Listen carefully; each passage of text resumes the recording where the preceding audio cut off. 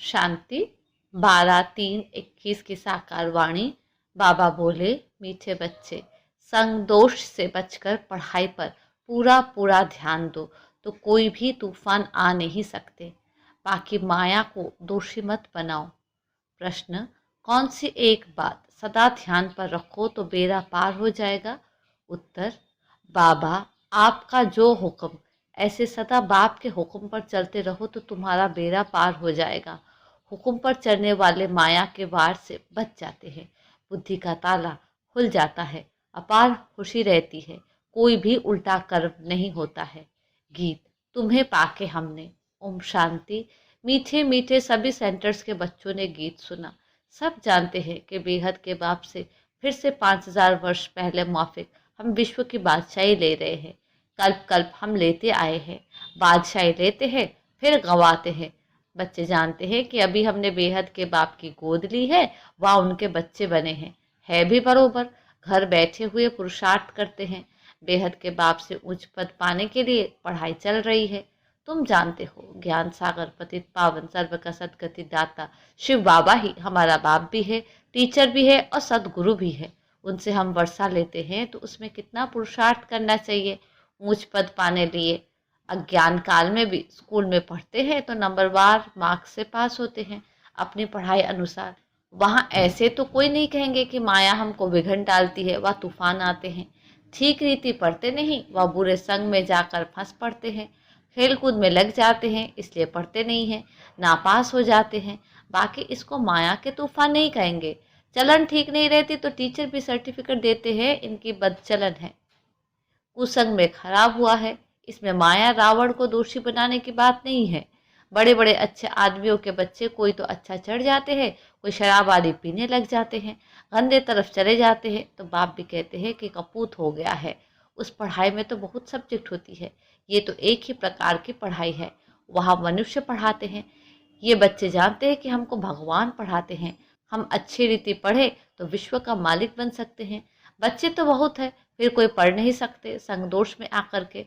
इसको माया का तूफान क्यों कहे? संगदोष में कोई पढ़ता नहीं है तो इसमें माया व टीचर व बाप क्या करेंगे? नहीं पढ़ सकते हैं तो चले गए अपने घर। ये तो ड्रामा अनुसार पहले भट्टी में पढ़ना ही था। शरण आकर ली, कोई को पति ने मारा तंग किया तो कोई को वैराग्य आ गया, घर में चल नहीं सकी। फिर कोई यहाँ आकर भी चली गई, नहीं पढ़ सकी तो जाकर नौकरी आदि में लगी व शादी की। ये तो एक बहाना है, माया के तूफान से पढ़ नहीं सकते। ये नहीं समझते कि संगदोष के कारण यह हाल हुआ और हमारे में विकार जबरदस्त है। ये क्यों कहते हो कि माया का तूफान लगा तब गिर पड़े? ये तो अपने ऊपर मदार है। बाप टीचर सदगुरु की जो शिक्षा मिलती है उस पर चलना चाहिए। नहीं चलते हैं तो कोई खराब संग है, व काम का नशा व देह अभिमान का नशा है। सब सेंटर्स वाले जानते हैं कि हम बेहद के बाप से विश्व की बादशाही लेने के लिए पढ़ रहे हैं। निश्चय नहीं है तो बैठे ही क्यों है? और भी बहुत आश्रम है, परंतु वहाँ तो कुछ प्राप्ति नहीं, एम ऑब्जेक्ट नहीं है। वो सब छोटे छोटे मठ पंथ टाल टालिया है, झाड़ वृद्धि को पाना ही है। यहाँ तो ये सारा कनेक्शन है। मीठे दैवी झाड़ का जो होगा वो निकल आएगा। सबसे मीठे कौन होंगे? जो सतयुग के महाराजा महारानी बनते हैं। अभी तुम समझते हो जो पहले नंबर में आते हैं उन्होंने ज़रूर अच्छी पढ़ाई पढ़ी होगी, वही सूर्यवंशी घराने में गए। ऐसे भी है, गृहस्थ व्यवहार में रहते अर्पणमय जीवन है, बहुत सर्विस कर रहे हैं। फर्क है ना? भले यहाँ भी रहते हैं परंतु पढ़ा नहीं सकते तो और सर्विस में लग जाते हैं, पिछाड़ी में थोड़ा राजाई पद पा लेंगे। देखा जाता है बाहर गृहस्थ व्यवहार में रहने वाले बहुत तीखे हो जाते हैं पढ़ने और पढ़ाने में। सभी तो गृहस्थी नहीं है, कन्या व कुमार को गृहस्थी नहीं कहेंगे। और जो वानप्रस्थी है वो 60 वर्ष के बाद फिर सब कुछ बच्चों को दे खुद कोई साधु आदि के संग में जाकर रहते हैं। आजकल तो तमो प्रधान है तो मरने तक भी धंधे आदि को छोड़ते नहीं हैं। आगे 60 वर्ष में वानप्रस्थ अवस्था में चले जाते थे, बनारस में जाकर रहते थे। ये तो बच्चों ने समझा है, वापस कोई जा ना सके, सदगति को पा नहीं सकते। बाप ही मुक्ति जीवन मुक्ति दाता है, वो भी सब जीवन मुक्ति को नहीं पाते, कोई तो मुक्ति में चले जाते हैं। अब आदि सनातन देवी देवता धर्म की स्थापना हो रही है, फिर जो जितना पुरुषार्थ करे उनमें भी कुमारियों को अच्छा चांस है, पारलौकिक बाप की वारिस बन जाती हैं। यहाँ तो सब बच्चे बाप से वर्षा लेने के हकदार है। वहाँ तो बच्चियों को वर्षा नहीं मिलता, बच्चों को लालच रहती है।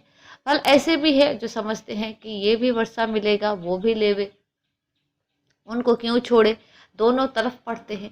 ऐसे किस्म किस्म के हैं। अब ये तो समझते हैं अच्छा जो पढ़ते हैं वो ऊंच पद पा लेते हैं, प्रजा में बहुत साहूकार बन जाते हैं।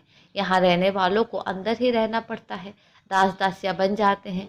फिर त्रेता के अंत में 3 4 5 जन्म करके राजाई पद मिलेगा। उनसे तो वो साहूकार अच्छे हैं जो सतयुग से लेकर उन्हों की साहूकारी कायम रहती है। गृहस्थ व्यवहार में रहकर साहूकारी पद क्यों नहीं लेना चाहिए। कोशिश करते हैं हम राजाई पद पावे, परंतु अगर खिसक पड़ते हैं तो प्रजा में अच्छा पद पाने का पुरुषार्थ करना चाहिए। वो भी तो उच्च पद हुआ ना। यहाँ रहने वालों से बाहर रहने वाले बहुत उच्च पद पा सकते हैं। सारा मदार पुरुषार्थ पर है, पुरुषार्थ कभी छिप नहीं सकता। प्रजा में जो बड़े से बड़ा साहूकार बनेगा वो भी छिपा नहीं रहेगा। ऐसे नहीं कि बाहर वालों को कोई कम पद मिलता है, पिछाड़ी में राजाई पद पाना अच्छा और प्रजा में शुरू से लेकर उच्च पद पाना अच्छा। गृहस्थ व्यवहार में रहने वालों को इतना माया के तूफान नहीं आते हैं, यहाँ वालों को तूफान बहुत आते हैं। हिम्मत करते हैं हम शिव बाबा की शरण में बैठे हैं, परंतु संग दोष में पढ़ते नहीं हैं। पिछाड़ी में सब मालूम पड़ जाता है, साक्षात्कार होगा, कौन क्या पद पाएंगे, नंबरवार पढ़ते हैं ना। कोई तो सेंटर्स को आप ही चलाते हैं, कहाँ तो सेंटर चलाने वाले से भी पढ़ने वाले तीखे हो जाते हैं। सारा पुरुषार्थ पर है। ऐसे नहीं कि माया के तूफान आते हैं, नहीं, अपने चलन ठीक नहीं है, श्रीमत पर नहीं चलते हैं। लौकिक में भी ऐसा होता है, टीचर व माँ बाप की मत पर नहीं चलते। तुम तो ऐसे बाप के बच्चे बने हो जिनको कोई बाप ही नहीं। वहाँ तो बाहर में बहुत जाना पड़ता है। कई बच्चे संग दोष में फंस पड़ते हैं तो नापास हो जाते हैं। ऐसे क्यों कहेंगे माया के तूफान आते हैं, ये अपनी मूर्खता है। डायरेक्शन पर नहीं चलते हैं, ऐसी चलन से नापास हो जाते हैं। बहुतों को लालच रहती है, कोई में क्रोध, कोई में चोरी की आदत, आखिर में मालूम तो पड़ जाता है फलाने फलाने ऐसी ऐसी चलन के कारण चले गए। समझा जाता है शूद्र कुल के बन गए, उनको फिर ब्राह्मण नहीं कहेंगे, फिर जाकर शूद्र बन गए, पढ़ाई छोड़ दी। थोड़ा भी ज्ञान सुना तो प्रजा में आ जाएंगे। बड़ा झाड़ है, कहाँ कहाँ से निकल आएंगे। देवी देवता धर्म के और धर्म में कन्वर्ट हो गए होंगे, वो निकल आएंगे। बहुत आएंगे तो सब वंडर खाएंगे। और धर्म वाले भी मुक्ति का वर्षा तो ले सकते हैं ना। यहाँ कोई भी आ सकते हैं। अपने घराने में ऊंच पद पाना होगा तो वो भी आकर लक्ष्य लेकर जाएंगे। बाबा ने तुमको साक्षात्कार कराया था कि वो भी आकर लक्ष्य लेकर जाते हैं। ऐसे नहीं कि यहाँ रहकर ही लक्ष्य में रह सकेंगे। कोई भी धर्म वाला लक्ष्य ले सकता है। लक्ष्य मिलता है, बाप को याद करो, शांति धाम को याद करो तो अपने धर्म में ऊंच पद पा लेंगे। उनको जीवन मुक्ति तो मिलनी नहीं है, ना वहाँ आएंगे, दिल लगेगी नहीं। सच्ची दिल उन्हों की लगती है जो यहाँ के हैं। बेचारी में आत्माएं अपने बाप को तो जान जाए। बहुत सेंटर्स पर ऐसे भी है जिनका पढ़ाई पर अटेंशन नहीं है, तो समझा जाता है ऊंच पद नहीं पा सकेंगे।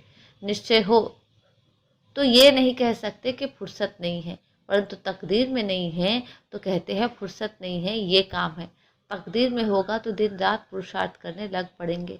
चलते चलते संग में भी खराब हो पड़ते हैं, उसको ग्रहचारी भी कह सकते हैं। बृहस्पति की दशा बदलकर मंगल की दशा हो पड़ती है, शायद आगे चलकर उतर जाए। कोई के लिए बाबा कहते हैं राहु की दशा बैठी है, भगवान का भी नहीं मानते, समझते हैं ये ब्रह्मा कहते हैं।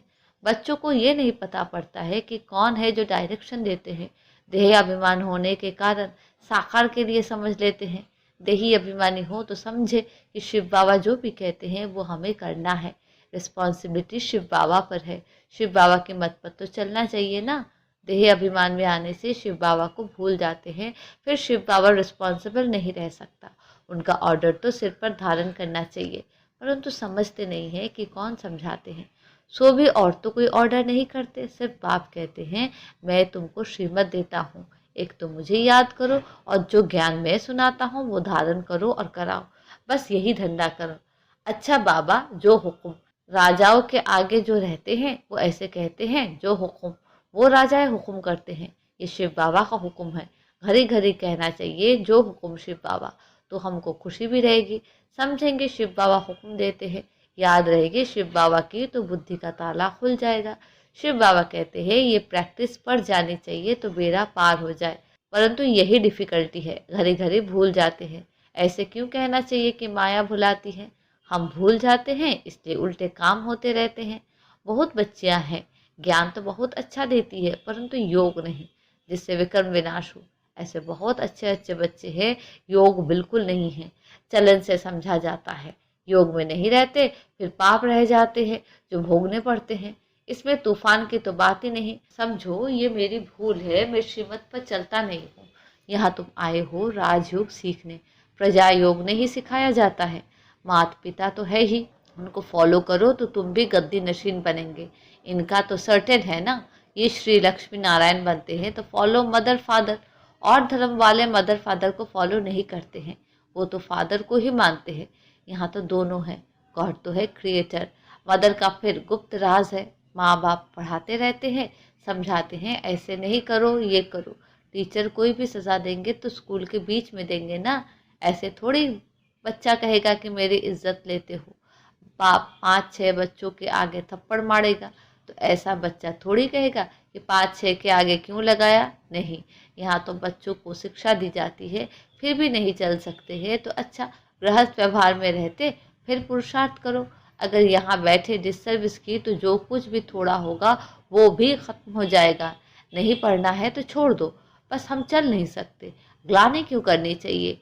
ढेर बच्चे हैं, कोई पढ़ेंगे कोई छोड़ देंगे, हर एक को अपनी पढ़ाई में मस्त रहना चाहिए। बाप कहते हैं एक दूसरे सेवा मत लो, कोई अहंकार नहीं आना चाहिए। दूसरे से सेवा लेना ये भी देह अहंकार है। बाबा को समझाना तो पड़े ना, नहीं तो सब ट्रिब्यूनल बैठेगी, तब कहेंगे हमको पता थोड़ी था कायदे कानून का, इसलिए बाप समझा नहीं देते हैं, फिर साक्षात कर कराए सजा देंगे। बिगर प्रूफ सजा थोड़ी मिल सकती है। अच्छा समझाते तो बहुत है, कल पहले मुआफिक, हर एक की तकदीर देखी जाती है। कई सर्विस पर अपने जीवन हीरे जैसा बनाते हैं, कई है जो तकदीर को लकीर लगा देते हैं। अच्छा मीठे मीठे सिक्के लदे बच्चों प्रति माता पिता बाप दादा का याद प्यार और गुड मॉर्निंग। रूहानी बाप के रूहानी बच्चों को नमस्ते। हम रूहानी बच्चों के रूहानी बाप को नमस्ते नमस्ते नमस्ते। धारणा के लिए मुख्य सार, पहले पॉइंट, बाप टीचर सदगुरु द्वारा जो शिक्षाएं मिलती है उन पर चलना है। माया को दोष न देकर अपनी कमियों की जांच कर उन्हें निकालना है। दूसरी पॉइंट, अहंकार का त्याग कर अपनी पढ़ाई में मस्त रहना है। कभी दूसरों से सेवा नहीं लेनी है, संग दोस्त से बहुत बहुत संभाल करनी है। वरदान, निश्चय के आधार पर सदा एक रस अचल स्थिति में स्थित रहने वाले निश्चिंत भव। निश्चय बुद्धि की निशानी है कि सदा निश्चिंत, वो किसी भी बात में डगमग नहीं हो सकते, सदा अचल रहेंगे। इसलिए कुछ भी हो सोचो नहीं, क्या क्यों में कभी नहीं जाओ। त्रिकालदर्शी बन निश्चिंत रहो, क्योंकि हर कदम में कल्याण है। जब कल्याणकारी बाप का हाथ पकड़ा है तो वह अकल्याण को भी कल्याण में बदल देगा, इसलिए सदा निश्चिंत रहो। स्लोगन, जो सदा स्नेही है वो हर कार्य में स्वतः सहयोगी बनते हैं। अच्छा, ओम शांति।